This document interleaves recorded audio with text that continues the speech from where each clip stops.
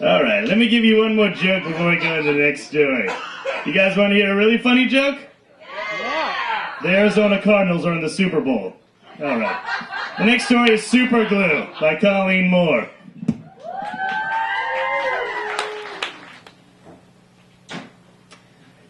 Elizabeth Wellington here, BBC News International, coming to you live from Houston, Texas.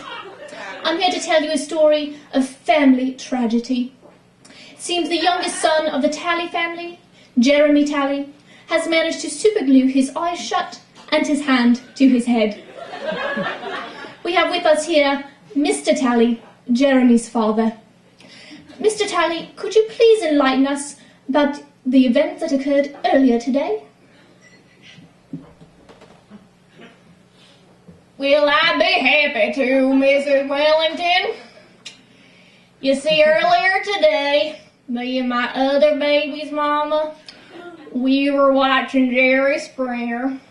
That's what we do every day at 3 p.m. And we heard some hubbub coming from the bathroom. That's where Jeremy was. Now, I didn't see it exactly, but I can just imagine Jeremy in there with that little eyedropper, putting it in them there eyes, and then rubbing his eyes with his hand. I'm sure it stung like hell.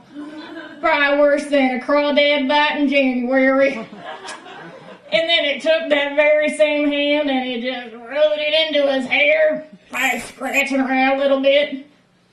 And then he realized he could not get his hand off of his head. And then he realized he could not open his eye. Now, if that was me, I'd be mighty freaked out at this point. But Jeremy, he just kept his cool. And we rushed him straight from the trailer park to the ER. Now we got to talk to child services. Damn that Mary Sue. She's always leaving the super glue in the medicine cabinet. She knows Jeremy don't read good.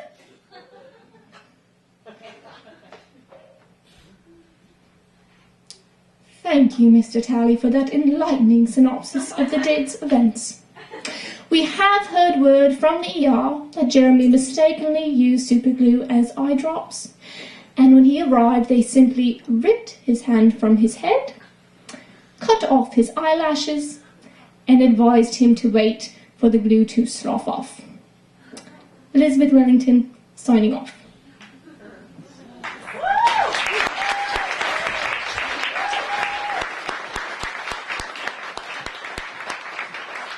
That was fantastic. Oh, that was a lot of voices. That's more voices than I hear in my own head.